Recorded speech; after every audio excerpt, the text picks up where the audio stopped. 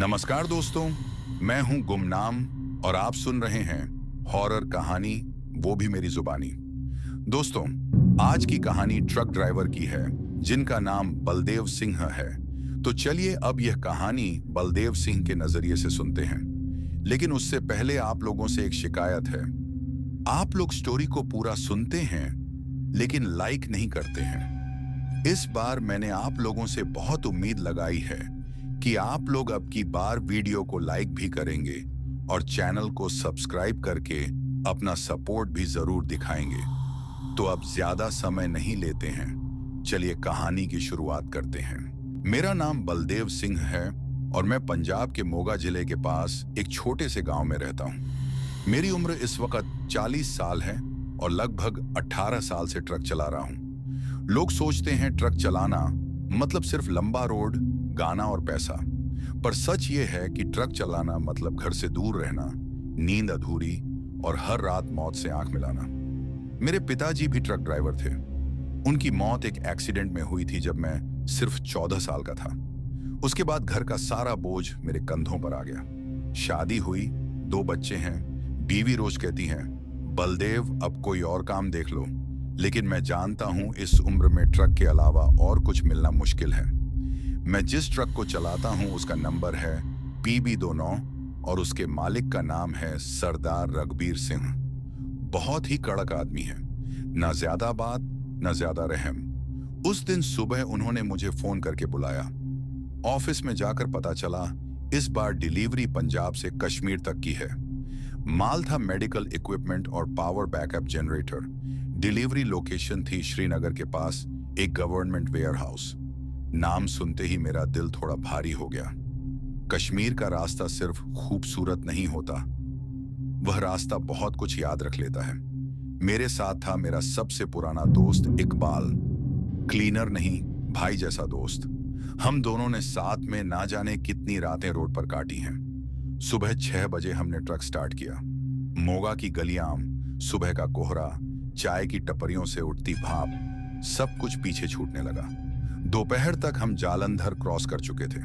Road smooth थी, गाड़ी सही चल रही थी। इकबाल बीच बीच में बोलता, इस बार ठंड ज्यादा होगी बलदेव, और मैं सिर्फ हाँ में सिर हिला देता। जैसे जैसे शाम आई, हवा ठंडी होती गई, शहर कम होते गए, गांव आने लगे। सूरज पहाड़ों के पीछे झुक रहा था और रोड धीरे धीरे घुमावदार होने लगी। रात होने तक हम कश्मीर की पहाड़ी वादियों में घुस चुके थे। चारों तरफ लंबे लंबे पेड़, सीधे खड़े पहाड़ और नीचे अंधेरी खाइयां। मोबाइल सिग्नल कब का खत्म हो चुका था। रेडियो पर सिर्फ शोर था।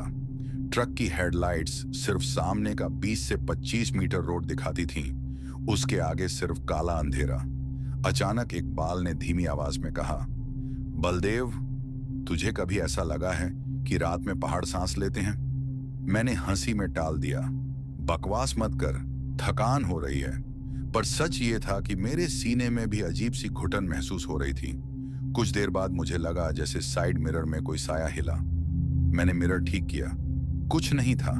लेकिन उसके बाद ट्रक के पीछे से हल्का सा थप थप जैसा साउंड आने लगा। इकबाल बिल्कुल चुप हो गया, उसकी सांस तेज थी। मैंने पूछा, सब ठीक है? उसने सिर्फ इतना कहा, बलदेव, गाड़ी रुकनी नहीं चाहिए। उसकी आवाज में डर था। मैं समझ गया इस वक्त रुकना मतलब कुछ गलत चीज से सामना। जैसे जैसे हम ऊपर चढ़ रहे थे, ट्रक हैवी महसूस होने लगा, जैसे एक्स्ट्रा वजन आ गया हो। गियर बदलते वक्त मेरा हाथ कांप रहा था और तभी मुझे लगा किसी ने मेरे कान के पास सांस ली, गरम सी, बिल्कुल पास। मैंने तुरंत साइड देखा, सीट खाली थी। इकबाल को देखा तो वो सीधा सामने देख रहा था। आंखें खुली पर चेहरा बिल्कुल सुन्न। मैंने जोर से उसका नाम लिया, कोई जवाब नहीं। ट्रक एक तीखे मोड़ पर था। बाहर पेड़ ऐसे लग रहे थे जैसे झुक झुक कर गाड़ी को देख रहे हों। उस पल मुझे समझ आ गया कि इस सफर में सिर्फ मैं और इकबाल नहीं है, कोई और भी साथ चल रहा है। लेकिन मैं जोर से इकबाल को बोलता हूं और वह अचानक से होश में आ जाता है। और मैं उससे पूछता हूं, क्या हुआ इकबाल, तू कहां खो गया था? मैं कब से तुझे पुकार रहा हूं। तो इकबाल कहता है, भैया, मुझे कुछ ठीक नहीं लग रहा है। तुम आसपास के पहाड़ वाले लंबे लंबे पेड़ को देखो। ऐसा लग रहा है जैसे उस पेड़ पर चढ़कर हमारे ट्रक के साथ साथ कोई आ रहा है। और मुझे तो बहुत डर लग रहा है। लेकिन मैं इकबाल को थोड़ा गुस्सा होकर कहता हूं, अरे इकबाल, पागल हो गया है क्या तू? तू कैसी कैसी बातें कर रहा है? शायद तुझे वहम हो रहा है या फिर तेरी नींद पूरी नहीं हुई है, इसलिए तू ज्यादा सोच रहा है। चल छोड़ उन सब बातों को और शांति से खामोश होकर बैठ जा। और ऐसा बोलने के बाद इकबाल हाँ में सिर हिला देता है। लेकिन मेरे दिल में भी बेचैनी जैसी लग रही होती है। और ये बात मैं भी जानता था कि सच में हमारे साथ वाले लंबे लंबे पेड़ों में कोई चढ़कर हमारे ट्रक के साथ भाग रहा है और पीछा कर रहा है। क्योंकि मैंने अपने एक ट्रक ड्राइवर दोस्त से सुना था कि कश्मीर के इस पहाड़ी रास्ते में कुछ तो ऐसा गड़बड़ है जो यहाँ से जाने वाले ट्रक ड्राइवरों की जिंदगी बदल जाती है। लेकिन आज मुझे उसकी बात पर यकीन हो रहा था और अंदर ही अंदर मैं भी घबरा सा गया था। लेकिन इकबाल अब शांत हो चुका था और वह अपने डर को कम करने के लिए अपनी जेब से सिगरेट का डब्बा निकालकर सिगरेट पी रहा होता है। और बाहर काफी तेज हवा चल रही थी। ऐसा लग रहा था कि बर्फ जम जाएगी।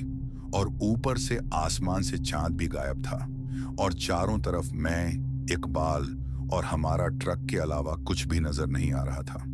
तभी बहुत जोर की कूदने की आवाज आती है और ऐसा लगता है जैसे अचानक से ट्रक में कोई जंप मारकर आ गया है और पीछे कंटेनर के ऊपर कोई चल रहा है। और इकबाल इस आवाज को सुनकर डर से कांपते हुए मेरी तरफ देखता है और मैं इकबाल की तरफ देखकर इशारा करता हूं। और हम दोनों की हालत काफी खराब हो रही थी क्योंकि जो माल हमें श्रीनगर पहुंचाना था वह बहुत कीमती माल था और इस पहाड़ी इलाके में डाकू होने का डर भी लग रहा था। लेकिन हम दोनों अंदर से जान चुके थे कि यह जो भी है वह डाकू या इंसान नहीं है। इसलिए हम दोनों डिसाइड करते हैं कि हम लोग नहीं रुकेंगे और ट्रक चलाते रहेंगे। तभी कुछ ऐसा होता है कि ट्रक रोकना ही पड़ता है। अचानक से एक बार और जोर की आवाज आती है और इस बार ट्रक के पीछे से नहीं बल्कि टायर पंचर जैसी आवाज आती है, जिसे सुनकर हम दोनों के माथे पर पसीना आ जाता है और अब हम दोनों बेबस हो जाते हैं और मुझे मजबूरी में ट्रक धीमा करना पड़ता है। और इकबाल कहता है, भैया ये तो टायर फटने की आवाज जैसी लग रही है, अब क्या करेंगे? तो मैं इकबाल से कहता हूं, इकबाल रुक जा, अब हम दोनों को नीचे उतरकर टायर चेक करना होगा, वरना हमारे दूसरे टायर भी फट सकते हैं क्योंकि ट्रक का लोड काफी ज्यादा है और ज्यादा देर चलाना खतरनाक होगा। इसलिए मजबूरी में मैं ट्रक रोक देता हूं और इकबाल अकेले ट्रक से नीचे उतरकर टायर चेक करने जाने लगता है। लेकिन मैं उसे रोक देता हूं और मैं भी उसके साथ ट्रक से नीचे उतर जाता हूं और हम दोनों के हाथ में एक एक टॉर्च होती है और इकबाल ट्रक के दूसरे साइड जाकर टायर चेक करने लगता है और मैं एक तरफ वाले सारे टायर को चेक कर रहा था और चारों तरफ ऐसा महसूस हो रहा था जैसे हम दोनों ऐसी दुनिया में आ गए हैं जहां सिवाय हम दोनों के कोई भी जिंदा नहीं है और बड़े बड़े पहाड़ और लंबे लंबे पेड़ हम दोनों को देख रहे हैं। और मैं टॉर्च मारकर टायर में देख रहा था। तभी मुझे ऐसा लगता है जैसे मेरे पीछे कोई खड़ा है और मैं जैसे ही पीछे मुड़कर देखता हूं तो वहां कोई भी नहीं होता। तभी इकबाल की जोरदार चीख निकल जाती है और वह मुझे बुलाने लगता है। तो मैं जैसे ही उसके पास जाता हूं तो वह डर से थरथरा रहा था। इसलिए मैं उसे शांत कराता हूं और उससे पूछने लगता हूं, अरे इकबाल, क्या हुआ भाई, तू चिल्ला क्यों रहा है? तो इकबाल मुझे अपनी उंगली से इशारा करके ऊंचे पहाड़ के पास वाले लंबे पेड़ की तरफ दिखाता है और मैं वहां देखता हूं तो वहां कोई भी नहीं होता। इसलिए मैं उससे पूछता हूं, क्या हुआ इकबाल, उधर क्या है, क्या दिख रहा है? तो वह तेजी से मुझे पकड़कर ट्रक के अंदर भाग जाता है और मैं उसके साथ ट्रक के अंदर जाकर बैठ जाता हूं और वह ट्रक के दरवाजों को अच्छे से बंद कर देता है और मैं उसे दोबारा पूछता हूं, क्या हुआ भाई, बोल यार, क्या हुआ है तुझे, ऐसा क्या देख लिया है तुमने?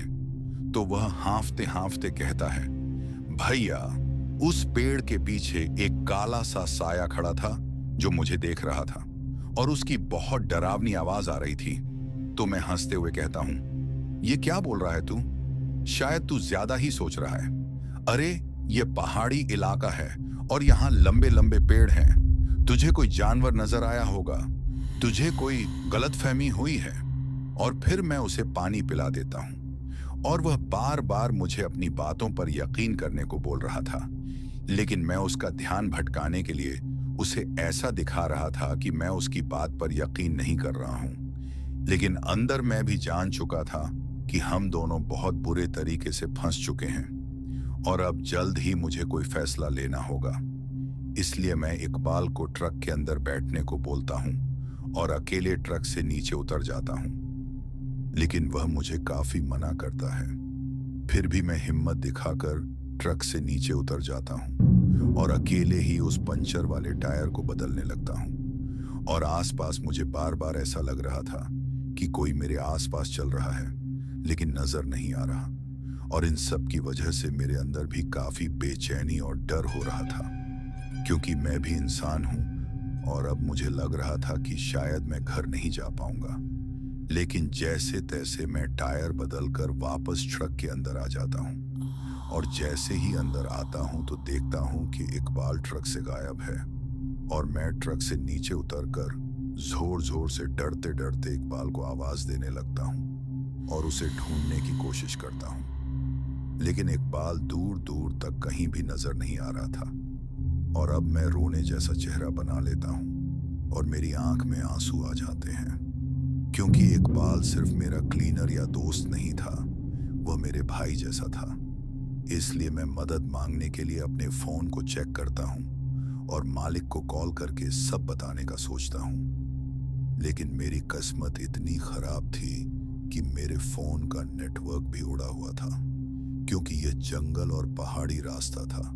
इसलिए अब मैं मजबूर हो गया था और मुझे कुछ भी समझ नहीं आ रहा था कि अब मुझे क्या करना चाहिए। लेकिन मैं इकबाल के बिना यहाँ से जाना नहीं चाहता था और अब मेरे पास कोई रास्ता नहीं था। इसलिए मैं वापस ट्रक में बैठ जाता हूँ और ट्रक का इंजन स्टार्ट करने की कोशिश करता हूँ। लेकिन इस बार मैं इतना ज्यादा अनलकी हो गया था कि अब तो ट्रक भी चालू नहीं हो रहा था और ऐसा लग रहा था जैसे अब यह मेरी आखिरी रात होगी। इसलिए मैं खामोशी से ट्रक का दरवाजा बंद करके अंदर बैठ जाता हूं और किसी दूसरे ट्रक या गाड़ी के यहां से गुजरने का इंतजार करता हूं। लेकिन यह ऐसा पहाड़ी रास्ता था जो सिर्फ ट्रक ड्राइवर यूज करते थे, और वह भी कभी कभी। और आज तो सिर्फ अकेला मैं और मेरा ट्रक यहां पर फंसे हुए थे। और इकबाल कहां गया, कुछ भी समझ नहीं आ रहा था। इसलिए मैं काफी देर तक इंतजार करता रहा, लेकिन कोई भी इंसान या गाड़ी नजर नहीं आई। और अब मुझे काफी बेचैनी होने लगी थी और इकबाल की फिक्र मुझे सता रही थी। इसलिए मैं थोड़ा गुस्सा भी हो जाता हूँ और अब मैं फैसला लेता हूँ कि अब मुझे कम से कम एक बार इकबाल को ढूंढना चाहिए, या शायद यहाँ पहाड़ों के बीच कोई इंसान मिल जाए जो मेरी मदद कर दे। लेकिन शायद ऐसा सोचना मेरी सबसे बड़ी गलती थी। लेकिन मैं आखिरकार हिम्मत करके वापस ट्रक से बाहर निकल जाता हूँ और टॉर्च लेकर पहाड़ी रास्ते के आगे की तरफ बढ़ने लगता हूँ और इकबाल को धीरे धीरे आवाज देता हूँ। लेकिन इकबाल का कोई निशान नहीं मिल रहा था। इसलिए अब मैं पहाड़ के ऊपर चढ़ाई करने लगता हूँ और अब लंबे लंबे पेड़ों के बीच से मुझे गुजरते हुए जाना पड़ रहा था, जो मेरी जिंदगी का सबसे डरावना लम्हा था। लेकिन मैं हिम्मत करके जंगल के अंदर आ जाता हूँ और आसपास देखने लगता हूँ, लेकिन दूर दूर तक कोई इंसान या इंसान का घर नजर नहीं आता। इसीलिए मैं एक जगह से दूसरी जगह भटकते हुए अब पहाड़ के काफी ऊपर वाले हिस्से में आ चुका था और चारों तरफ लंबे लंबे पेड़ों से घिर चुका था। तभी मुझे अचानक ऐसा महसूस होता है कि मेरे सामने वाले पेड़ के ऊपर कोई बैठा है, और मैं जैसे ही टॉर्च मारता हूं तो वहां कोई भी नहीं होता। इसलिए मैं तेजी से भागने लगता हूं और वापस ट्रक के पास जाने की कोशिश करता हूं। तभी रास्ते में मेरी नजर एक झोपड़ी जैसी लकड़ी के घर पर पड़ती है, जो झोपड़ी तो नहीं थी, लेकिन किसी छोटे मोटे पहाड़ी घर जैसी लग रही थी। इसलिए मैं तेजी से भागते हुए इस घर के पास जाता हूँ और दरवाजा बंद नजर आता है और मैं दरवाजा खटखटाने की कोशिश करता हूँ, लेकिन दरवाजा बाहर से खुला होता है। इसीलिए मैं डरते डरते दरवाजा खोलता हूँ और टॉर्च मारते हुए अंदर की तरफ आवाज देने लगता हूँ, क्या कोई है यहाँ जो मेरी मदद कर सके? लेकिन अंदर कोई भी नहीं था। ऐसा लग रहा था कि यह किसी का बनाया हुआ लकड़ी का घर है जो शायद अभी यहाँ नहीं है। इसलिए मैं सोचता हूँ कि चलो, अभी बाहर रहना सुरक्षित नहीं है। रात भर मैं इसी घर में रह लेता हूँ या रुक जाता हूँ, क्योंकि बाहर वैसे भी मेरे सिवा कोई दूसरा इंसान नहीं है और शायद तब तक इकबाल भी आ जाए।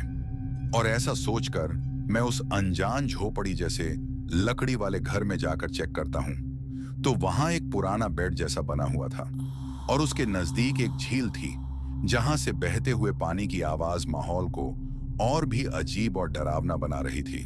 लेकिन मैं उस पुराने बेड पर लेट जाता हूं और आंख बंद करके सोने की कोशिश करता हूं। फिर भी कोई फायदा नहीं होता, क्योंकि जरा आप खुद ही सोचो, अगर आपको अनजान झोपड़ी में सोना पड़े, वह भी एक वीरान पहाड़ी जंगल में, तो कैसे किसी को नींद आ सकती है?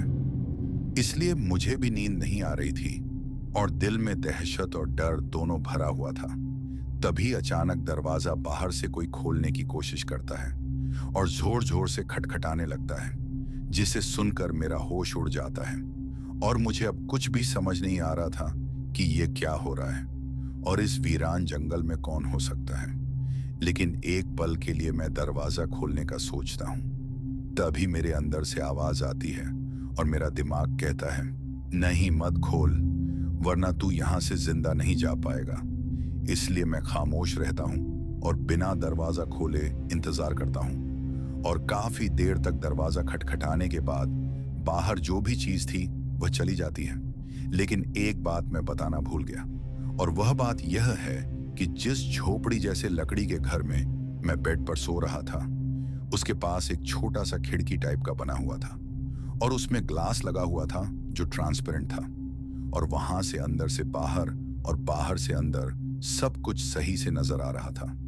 तभी मुझे ऐसा महसूस होता है जैसे उस खिड़की के बाहर से अंदर कोई झांक रहा है और मेरे अंदर खुद से ही युद्ध चलने लगता है कि उधर देखना चाहिए या नहीं। लेकिन मैं जैसे ही अपनी तिरछी निगाहों से उस खिड़की की तरफ देखता हूं, तो ऐसा मंजर होता है जो शायद आम इंसान देखकर मर जाए।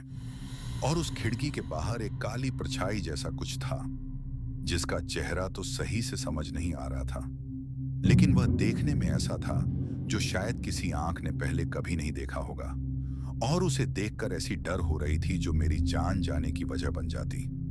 इसलिए मैं जल्दी से पीछे हो जाता हूं और डरते डरते दरवाजे की तरफ आ जाता हूं। लेकिन वह चीज जो बाहर से देख रही थी शायद वही थी जिसे इकबाल ने पेड़ के पीछे देखा था, और यह वही चीज थी जो हमारे ट्रक का पीछा कर रही थी।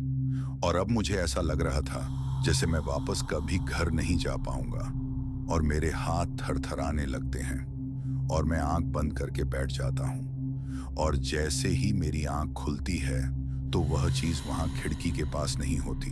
मेरी आंख जैसे ही दोबारा खुलती है, वह खिड़की बिल्कुल खाली होती है। ना कोई साया, ना कोई परछाई, सिर्फ बाहर का घना अंधेरा और पेड़ों की हिलती हुई शक्लें। मेरा दिल इतनी तेज धड़क रहा होता है कि मुझे लगता है अभी सीने से बाहर आ जाएगा। हाथ थरथरा रहे होते हैं और गला बिल्कुल सूख चुका होता है।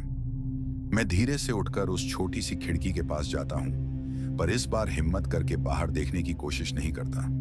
मुझे अब समझ आ चुका था कि जो भी था वह मुझे देख चुका है, और जो चीज एक बार देख ले वो छोड़ती नहीं। बाहर हवा और तेज हो जाती है, पेड़ों के पत्ते ऐसी आवाज कर रहे होते हैं जैसे कोई धीरे धीरे मेरे नाम का उच्चारण कर रहा हो।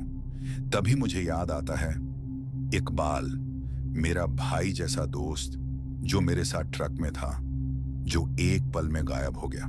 मेरा दिल और भी ज्यादा भारी हो जाता है। दिमाग में एक ही सवाल घूम रहा होता है, इकबाल जिंदा है या?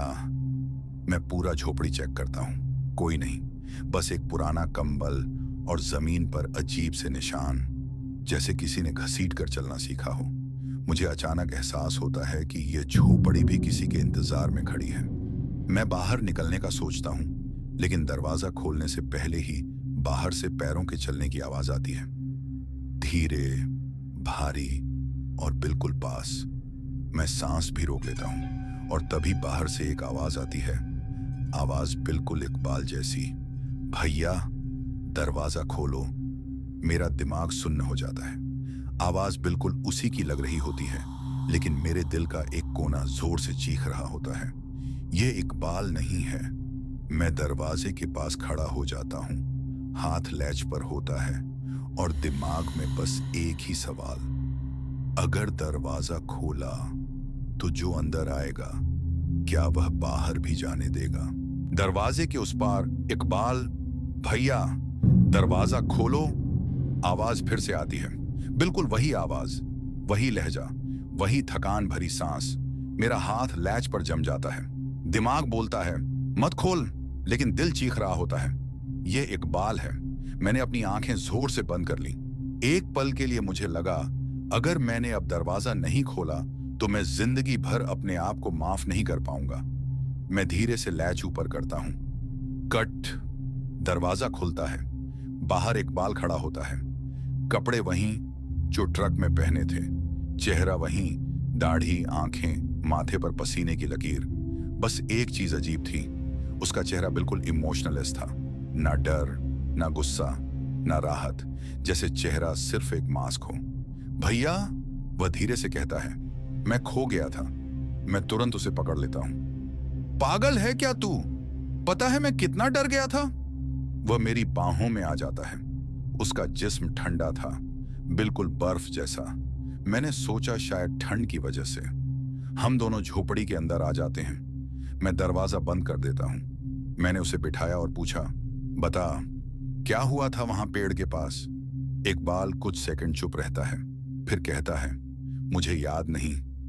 यहीं पर मेरे सीने में पहली बार चुभन होती है। इकबाल, जो हर छोटी बात याद रखता था, आज कह रहा था उसे याद नहीं। तू चिल्लाया क्यों था? मैंने दोबारा पूछा। वह मेरी तरफ देखता है, आंखें ब्लिंक नहीं करती। मैंने चिल्लाया था क्या? मेरा गला सूख जाता है। मैं बात बदलने के लिए कहता हूं, चल ट्रक के पास चलते हैं, यहां रुकना ठीक नहीं। इकबाल बिना कुछ बोले उठ जाता है।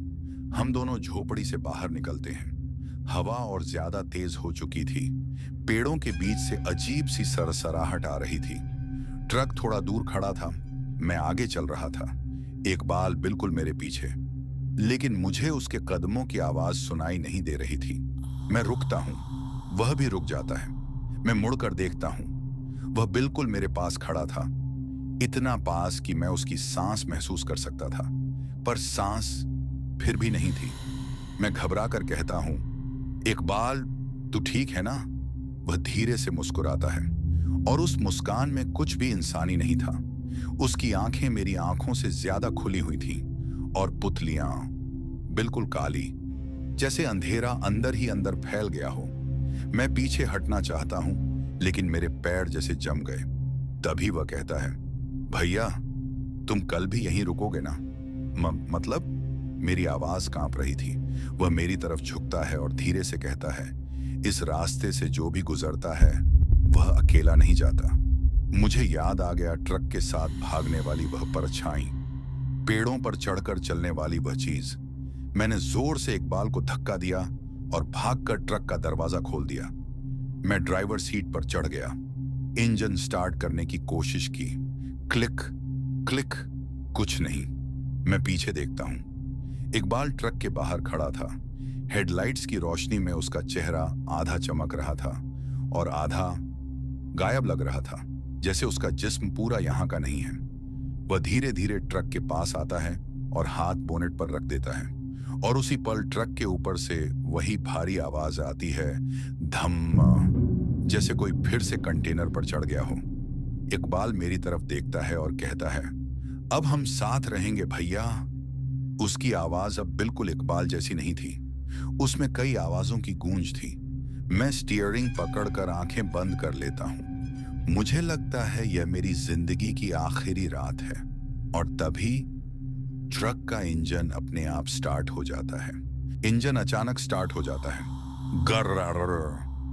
मैं एक पल के लिए जम जाता हूं। हाथ स्टीयरिंग पर पड़े होते हैं और मेरी सांस जैसे अटक सी जाती है। मैंने धीरे से आंखें खोली। ट्रक चल रहा था, जैसे किसी ने फैसला कर लिया हो कि अब मुझे रुकने की इजाजत नहीं है। मैंने साइड में देखा। इकबाल ड्राइवर सीट के पास ही बैठा था, सीधा सामने देखते हुए। ना एक शब्द, ना एक रिएक्शन, बस वही ठंडी बेजान शक्ल। मैंने कुछ पूछने की हिम्मत नहीं की। दिल के अंदर एक ही बात चल रही थी, बस श्रीनगर पहुंच जा, बस ये रास्ता खत्म हो जा। ट्रक पहाड़ी मोड़ काट रहा था। रात अब और गहरी हो चुकी थी। ऐसा लग रहा था जैसे पहाड़ और पेड़ पीछे छूट ही नहीं रहे, जैसे हम कहीं घूम फिर के उसी जगह लौट आ रहे हों। कभी कभी मुझे लगता जैसे कंटेनर के ऊपर कोई चल रहा है, धूप धूप, पर जब मिरर देखता कुछ नहीं होता। इकबाल अभी भी चुप था। तू ठीक है? मैंने आखिरकार पूछा।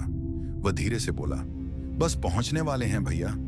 उसकी आवाज में कोई भावना नहीं थी, जैसे वह इंसान नहीं, सिर्फ एक संदेश हो।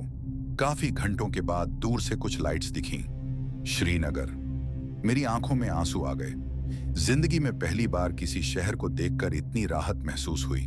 सुबह होने वाली थी। हम वेयर हाउस के गेट पर पहुंच गए। गेट पर 2 गार्ड्स थे।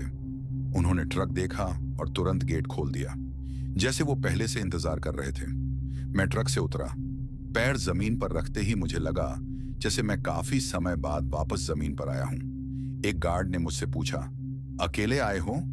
मैंने हैरान होकर कहा, अकेला? मेरा दोस्त भी था, इकबाल। गार्ड ने दूसरे गार्ड की तरफ देखा, फिर मेरी तरफ देखकर बहुत धीरे से बोला, इस रास्ते से कोई भी 2 लोगों के साथ नहीं आता। मेरा दिमाग सुन्न पड़ गया। मतलब? मेरी आवाज कांप रही थी।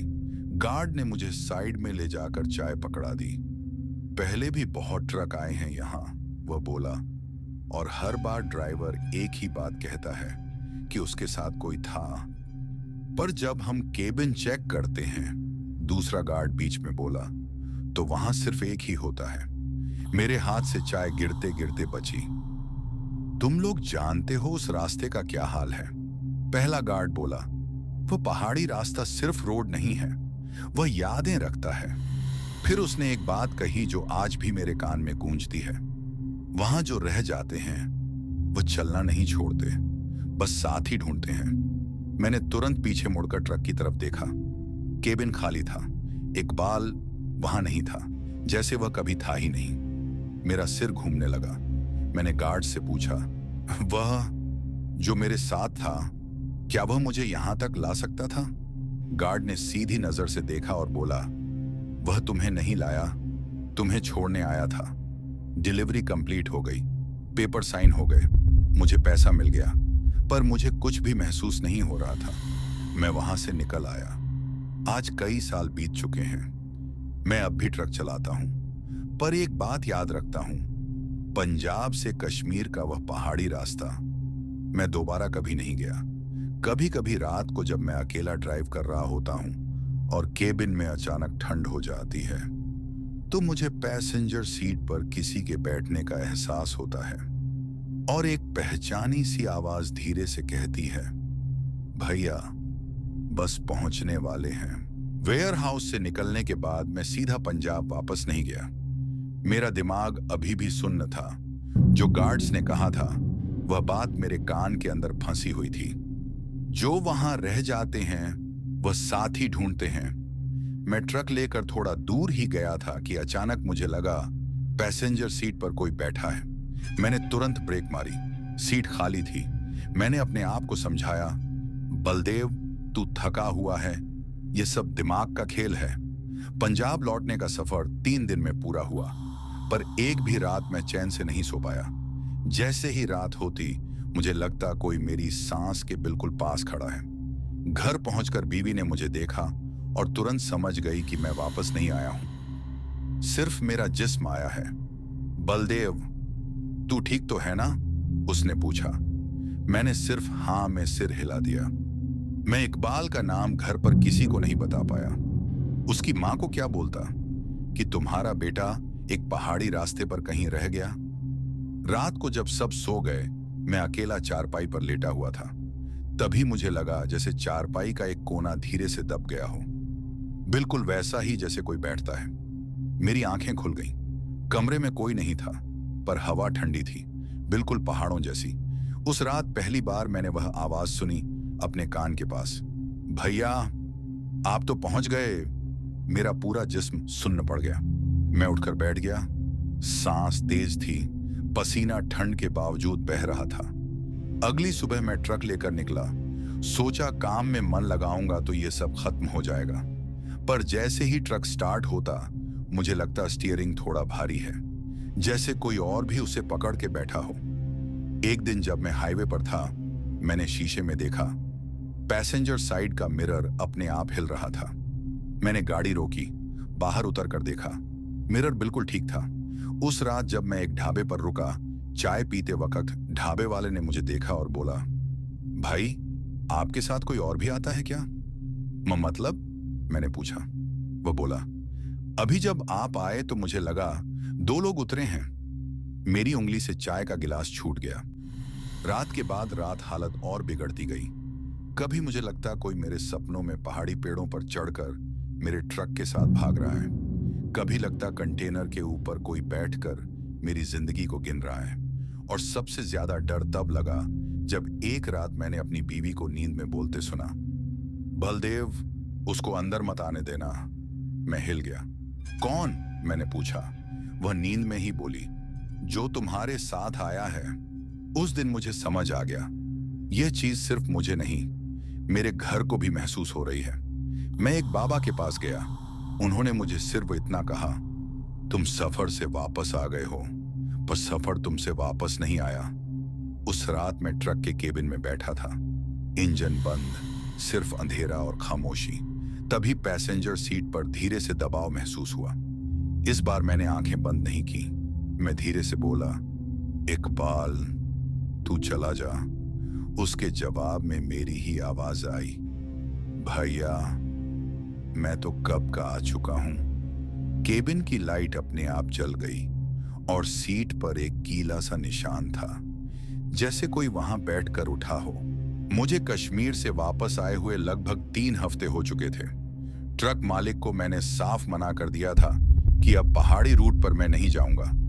उस दिन के बाद स्टीयरिंग हाथ में आती ही नहीं थी, जैसे हाथ नहीं किसी और की याद पकड़ के बैठा हो। गांव, पंजाब का वही सीधा सादा गांव, खेतों की खुशबू, सुबह की ठंडी हवा, मंदिर के घंटे, सब कुछ वैसा ही था। पर मैं वैसा नहीं रहा। रात को सोते वक्त मुझे हमेशा लगता जैसे कोई बिस्तर के दूसरे कोने पर बैठा है। आंख खोलूं तो कुछ नहीं, पर आंख बंद करते ही वह पहाड़ी हवा की सीटी जैसी आवाज कान के पास आ जाती। इकबाल का चेहरा, उसका चुपचाप बैठना, और वह पल जब वह बोला था, बलदेव गाड़ी मत रोकना।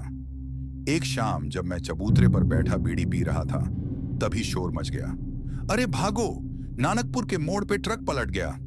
मेरा दिल धक से रह गया। नानकपुर का मोड़, वह जगह जहां रात को कोई जाता नहीं। मैं भी भीड़ के साथ भागा। ट्रक उल्टा पड़ा था, शीशे टूटे हुए, हेडलाइट अभी भी जल रही थी। ड्राइवर जिंदा था, पर उसकी आंखें ऐसी थीं जैसे कुछ देख लिया हो जो देखना नहीं चाहिए था। लोग बोल रहे थे, पता नहीं किससे बात कर रहा था। मैं जब पास गया, उसने मुझे देखा और कांपते हुए बोला, बलदेव भैया आपने मुझे बुलाया था ना। मेरी सांस अटक गई। मैं तो तुझे जानता भी नहीं, मैंने कहा। वह मुस्कुरा दिया, बिल्कुल इकबाल वाली थकी हुई मुस्कुराहट, और फिर बेहोश। उस रात मुझे पहली बार समझ आया, बात सिर्फ मेरे साथ खत्म नहीं होने वाली। गांव के बुजुर्ग बोले, इसका इलाज हमसे नहीं होगा बलदेव, तू मालवा के जंगल के पास जो अघोरी बाबा रहते हैं उनके पास जा। मैं पहले हंसा, पर जब उस रात मेरी चारपाई अपने आप थोड़ी सी दब गई, जैसे कोई बैठ गया हो, तो मेरी सारी अकड़ निकल गई। सुबह ही निकल पड़ा। अघोरी बाबा, आधा शरीर राख से ढका, बाल जंगली, आंखें सीधी दिल के अंदर देखने वाली। उन्होंने मुझे देखा और बिना कुछ पूछे बोले, तू अकेला वापस नहीं आया। मैंने झुककर हाथ जोड़ दिए। बाबा, मेरे दोस्त का साया है क्या मेरे साथ? मेरी आवाज फर्रा गई। बाबा ने जमीन पर त्रिशूल से रेखा खींच दी। यह दोस्त नहीं, यह यात्रा में मिला हुआ बोझ है, और जो पहाड़ लेते हैं वह चीजों को छोड़ते नहीं। बाबा बोले, उस रात जब तू बच गया, तू पूरा वापस नहीं आया। मेरा सिर घूम गया। मतलब? बाबा ने धीरे से कहा, कुछ लोग जिंदा रह जाते हैं, पर उनकी जगह खाली रह जाती है। उन्होंने मुझे एक राख का तिलक दिया और कहा, अब दो रास्ते हैं, या तो तू उस पहाड़ी रास्ते पर वापस जाके जो साथ आया है उसे वापस छोड़ आए, या फिर हर साल कोई ना कोई तेरा नाम लेकर मरेगा। मैं चुप था।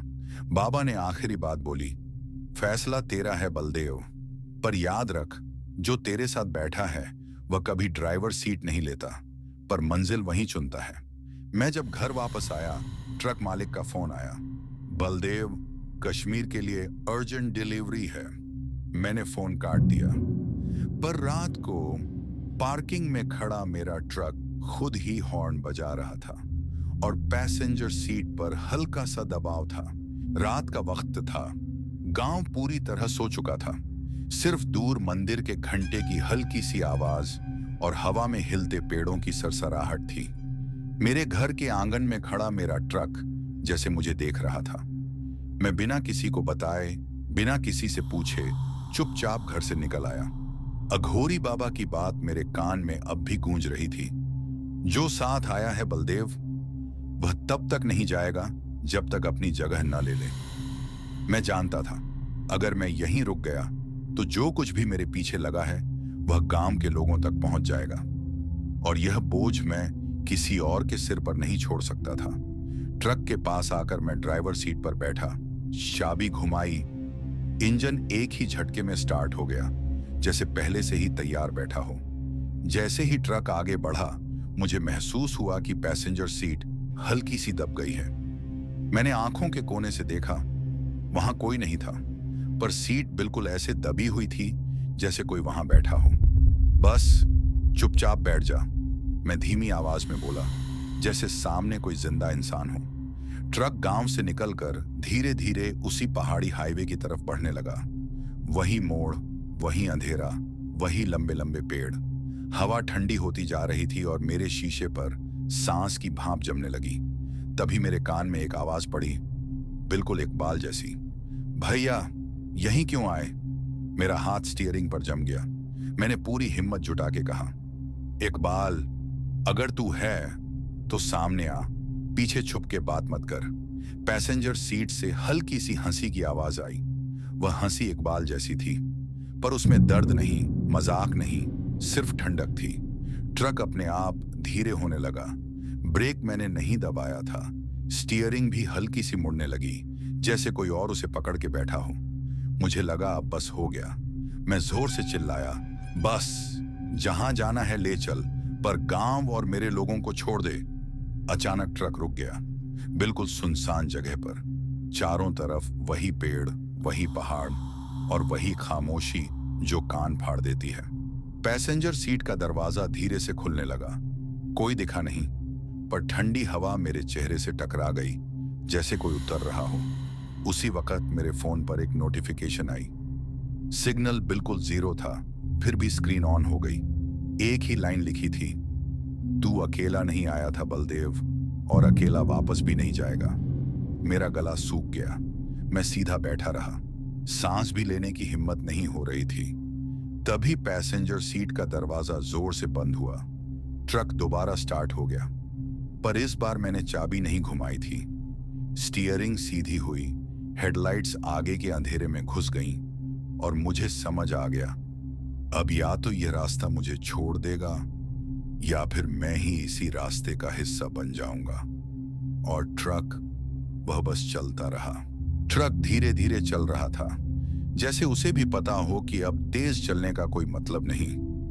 हेडलाइट्स के सामने अचानक कुछ छोटी छोटी लाइट्स दिखने लगी। पहले मुझे लगा शायद किसी और गाड़ी की होंगी, लेकिन जैसे जैसे पास आया, वो घर की बत्तियां निकली। पहाड़ों के बीच एक छोटी सी बस्ती थी।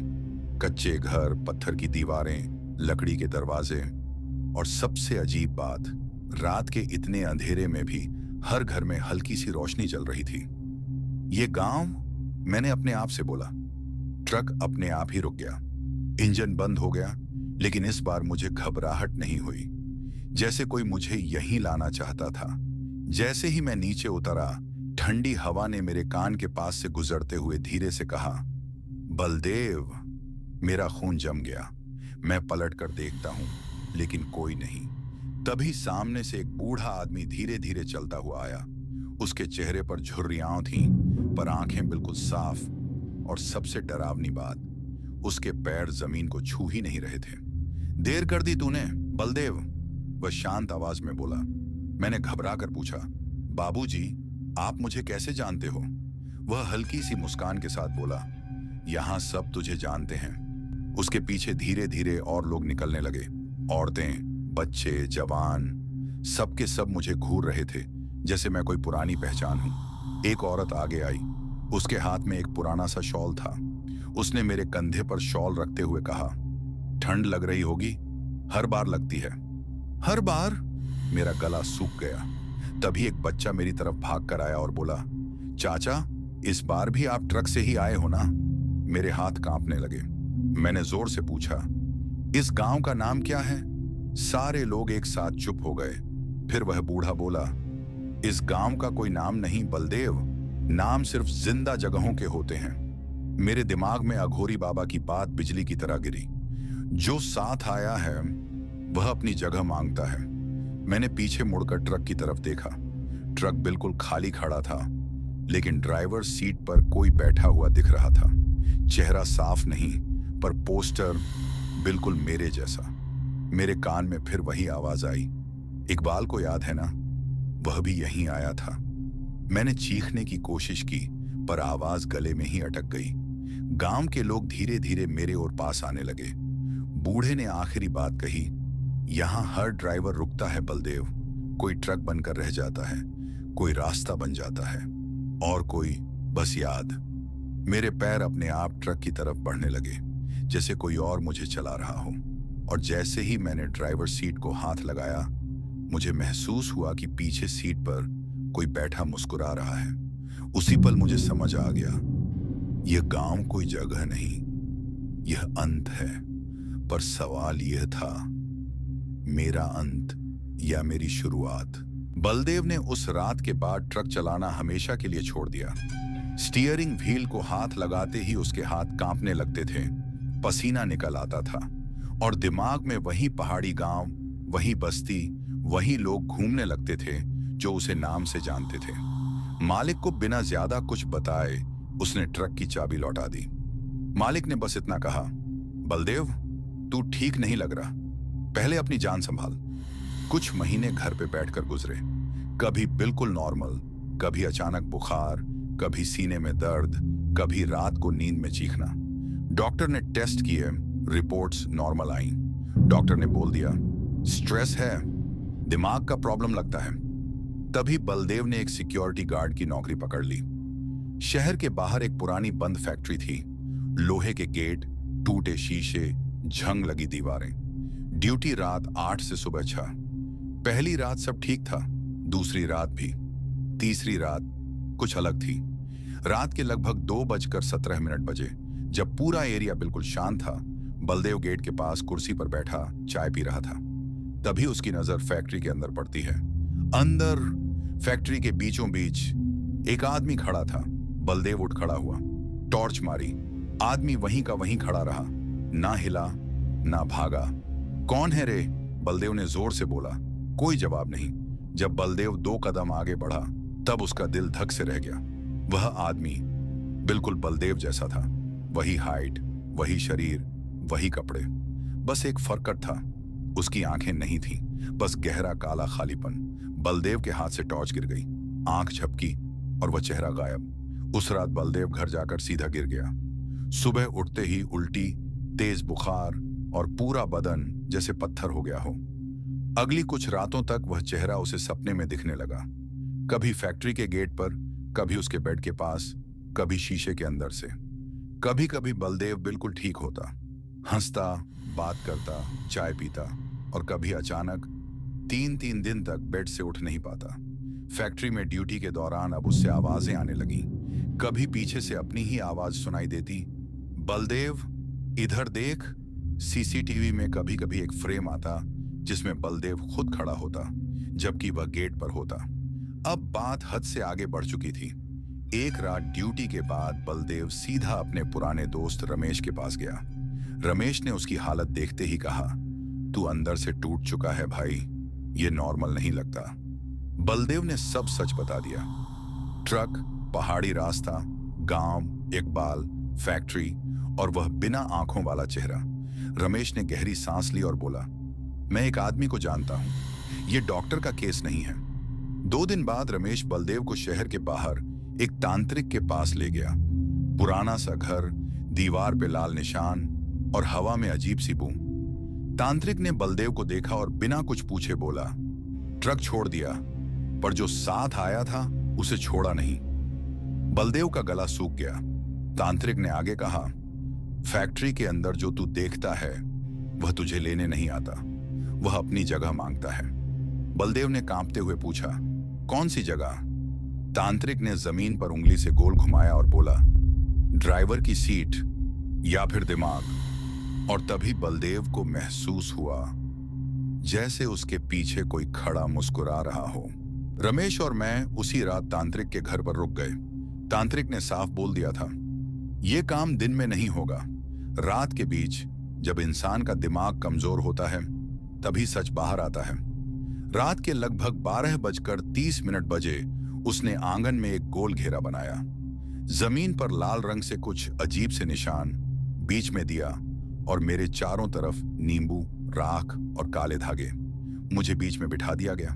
रमेश थोड़ा दूर खड़ा था, उसका चेहरा भी डरा हुआ था। तांत्रिक ने मेरी आंखों में सीधा देखकर कहा, बलदेव, जो भी दिखे, जो भी आवाज आए, मुड़ना मत, बोलना मत, उठना मत। अगर तू टूटा तो समझ लेना तू यहीं रह जाएगा। मेरा गला सूख गया, फिर भी मैंने सिर हिला दिया। जैसे ही विधि शुरू हुई, हवा अचानक तेज हो गई। दिया बिना हवा के हिलने लगा। मेरे कान में धीमी धीमी आवाजें आने लगीं, कभी पहाड़ी हवा जैसी, कभी फैक्ट्री के गेट के खुलने की। अचानक मुझे ऐसा लगा जैसे मेरी बॉडी बहुत भारी हो रही है। हाथ पैर सुन्न पड़ने लगे। आंखें खुली थीं, पर मैं हिल नहीं पा रहा था। तभी मेरे कान में मेरी ही आवाज आई, बलदेव उठ जा। ये आवाज मेरे सामने से नहीं, मेरे पीछे से आ रही थी। तांत्रिक का जब तेज हो गया, उसने जोर से बोला, पीछे मत देखना। पर उसी पल रमेश ने चीख मारी, बलदेव। उसकी आवाज में ऐसा डर था जो मैंने पहले कभी नहीं सुना। तांत्रिक भी एक पल के लिए चुप हो गया। उसने धीरे से रमेश से पूछा, तू क्या देख रहा है? रमेश का चेहरा पीला पड़ चुका था, उसके होंठ कांप रहे थे। गार्ड रूम के सीसीटीवी में बलदेव वहां बैठा है। मेरा दिल जोर से धड़का। कौन सा बलदेव? तांत्रिक ने पूछा। रमेश की आंखों से आंसू निकल आए। वही जो फैक्ट्री में ड्यूटी करता है, यूनिफॉर्म में, कुर्सी पे बैठा हुआ। मुझे ऐसा लगा जैसे मेरी सांस रुक गई हो। मैं यहां बैठा था तो वहां कौन था? तभी मुझे महसूस हुआ कि मेरे पीछे किसी का वजन आ गया, जैसे कोई मेरे कंधों पर हाथ रखकर झुक रहा हो। और फिर मेरे कान के बिल्कुल पास एक आवाज आई, बिल्कुल शांत, बिल्कुल ठंडी, तू थक गया है बलदेव, अब मेरी ड्यूटी है। मेरे दिमाग में फैक्ट्री का गेट, सीसीटीवी स्क्रीन और वह बिना आंखों वाला चेहरा एक साथ घूमने लगा। मैंने पूरी ताकत लगाकर आंखें बंद की। तांत्रिक ने अचानक मेरी पीठ पर कुछ फेंका, जैसे गरम राख हो।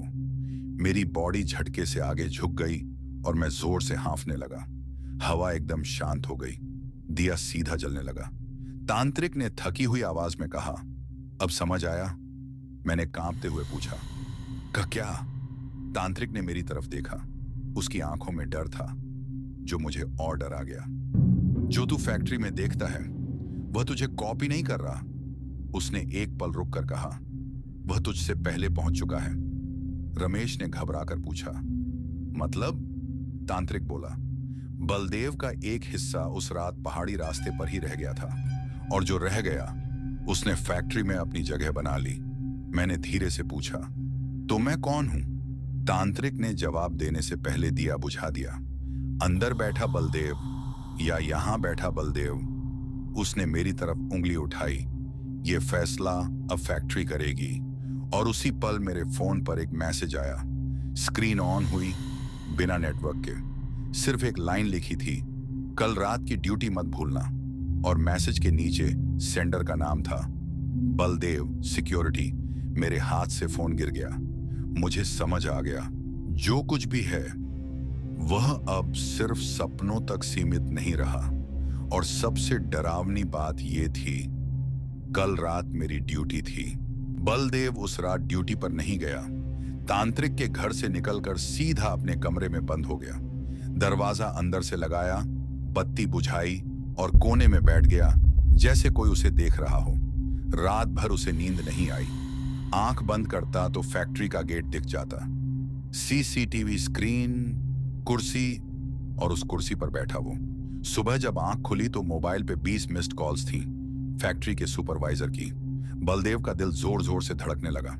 उसने कॉल बैक की। दूसरी तरफ से आवाज आई, बलदेव, तू कल रात आया था ना? बलदेव का गला सूख गया। ना, मैं तो आया ही नहीं। लाइन के उस पार कुछ सेकंड तक खामोशी रही। फिर धीमी आवाज आई, पर रजिस्टर में तेरी साइन है और गार्ड रूम में जो मिला है वो गार्ड मर चुका है। बलदेव के हाथ से फोन गिर गया। उसका दिमाग सुन्न पड़ गया। सुपरवाइजर ने आगे कहा, डॉक्टर बोल रहे हैं हार्ट अटैक। पर आंखें खुली हुई थीं, जैसे कुछ देख के मर गया हो। बलदेव समझ गया, जो भी था अब फैक्ट्री से बंधा हुआ है। उसी दिन बलदेव ने फैसला कर लिया, अब यहां नहीं रुकना। सिक्योरिटी की नौकरी छोड़ दी, शहर छोड़ दिया। रमेश ने रोकने की कोशिश की, पर बलदेव के दिमाग में सिर्फ एक ही बात थी, ट्रक ही मेरी जिंदगी है, शायद वही मुझे बचाए। पुराना लाइसेंस, पुरानी पहचान। एक ट्रांसपोर्ट मालिक मिला जो लॉन्ग रूट का काम देता था, पंजाब से जम्मू के आगे तक का माल। बलदेव ने बिना सोचे हां कर दी। जिस दिन उसने फिर से स्टीयरिंग पकड़ी, उसके हाथ कांप रहे थे, पर दिल में एक अजीब सी तसल्ली भी थी। चलावा शहर में होता है, रास्ते पर नहीं, उसने खुद को समझाया। सफर शुरू हुआ। दिन भर सब नॉर्मल रहा। गांव, ढाबा, हॉर्न, डीजल की बू, सब कुछ पुराना सा लगा। शाम होते होते पहाड़ी रास्ता शुरू हो गया। वही लंबे पेड़, वही अंधेरा, वही खामोशी। बलदेव ने रेडियो चला दिया, पर स्टैटिक के अलावा कुछ नहीं आया। अचानक उसे लगा जैसे किसी ने पैसेंजर सीट पर बैठकर सांस ली। उसने नजर घुमाकर देखा, कोई नहीं, बस वहम है, उसने खुद से कहा। पर थोड़ी देर बाद साइड मिरर में उसे दिखा, रोड के किनारे एक आदमी खड़ा है, हाथ हिला रहा है। बलदेव ने स्पीड कम की। जैसे ही पास आया, आदमी गायब। मिरर में देखा तो अब वहां एक और ट्रक चल रहा था, बिल्कुल उसके ट्रक जैसा, same container, same number plate. Baldev का खून जम गया। वो ट्रक धीरे धीरे उसके साथ पैरेलल चलने लगा। कैबिन के अंदर से कोई मुड़कर देख रहा था। चेहरा अंधेरे में था, पर आंखों की जगह काला खालीपन था। बलदेव ने जोर से एक्सीलरेटर दबाया, पर दूसरा ट्रक भी साथ साथ बढ़ता गया। और तब उसके कान में एक आवाज आई, बिल्कुल पास से, सिक्योरिटी की ड्यूटी छोड़ दी, पर ड्राइवर की सीट तो वापस ले ली। बलदेव चीख पड़ा, तू कौन है? आवाज फिर आई, मैं वही हूं जो फैक्ट्री में बैठा रह गया था। रोड के आगे एक तीखा मोड़ आया। बलदेव ने स्टीयरिंग घुमाई और उसी पल दूसरा ट्रक गायब हो गया। ब्रेक लगाई, सांस तेज तेज चल रही थी, पसीना पूरे चेहरे पर। तभी उसे याद आया, इस पहाड़ी रूट पर इकबाल भी था। और जैसे ही उसने इकबाल का नाम सोचा, पीछे से हल्की सी आवाज आई, भैया रोको। बलदेव ने धीरे से पीछे देखा। बैक मिरर में कंटेनर के अंदर किसी का चेहरा शीशे से चिपका हुआ था, और उस चेहरे की मुस्कान बिल्कुल इंसान जैसी नहीं थी। बलदेव समझ चुका था, यह सिर्फ चलावा नहीं था, यह वापस आना था। बलदेव के हाथ स्टीयरिंग पर जम चुके थे, सांस तेज, आंखें फैली हुई। बैक मिरर में जो चेहरा था वह धीरे धीरे शीशे से हटकर कंटेनर के अंदर घुस चुका था। ट्रक चल रहा था, पर बलदेव को लग रहा था जैसे अब ट्रक नहीं, किस्मत उसे चला रही है। रेडियो अपने आप ऑन हो गया। स्टैटिक के बीच एक आवाज उभरी, बिल्कुल इकबाल की, भैया मैंने बोला था ना, यहां कुछ ठीक नहीं है। बलदेव चीख पड़ा, चुप कर, तू मर चुका है, तू यहां नहीं हो सकता। आवाज हल्की सी हंसी में बदल गई। यहां कौन जिंदा होता है भैया? ट्रक के हेडलाइट्स अचानक बुझ गईं। अंधेरा इतना गहरा कि रोड भी गायब, सिर्फ इंजन की आवाज और बलदेव की सांस। तभी उसे महसूस हुआ किसी का हाथ उसके कंधे पर है, बर्फ जैसा ठंडा। बलदेव ने धीरे से पीछे मुड़कर देखा। पैसेंजर सीट पर वो बैठा था, वही काला साया, वही खाली आंखें, और इस बार चेहरा पूरा साफ, बिल्कुल बलदेव जैसा। तू मेरी जगह ले रहा था, साय ने शांत आवाज में कहा। अब मेरी बारी है। बलदेव ने जोर से ब्रेक दबाई, स्टीयरिंग घुमाई, ट्रक फिसला और पहाड़ी मोड़ पर कंट्रोल छूट गया। आखिरी पल में बलदेव को लगा जैसे वह सीट से उठ रहा हो और कोई और उसकी जगह बैठ रहा हो। नीचे गहरी खाई थी, ऊपर काला आसमान। ट्रक के गिरने की आवाज रात के सन्नाटे में खो गई। सुबह जब लोगों ने देखा तो ट्रक बिल्कुल ठीक रोड के किनारे खड़ा था, इंजन ठंडा, दरवाजे बंद। अंदर ड्राइवर सीट पर बलदेव की लाश थी, आंखें खुली हुई, चेहरे पर अजीब सी शांति। पर जो चीज किसी ने नोटिस नहीं की वह यह थी कि पैसेंजर सीट हल्की सी दबी हुई थी। और उसी रात उसी पहाड़ी रास्ते पर एक ट्रक ड्राइवर ने रेडियो में एक आवाज सुनी, साइड दे दे भाई, मैं नया हूं इस रूट पे।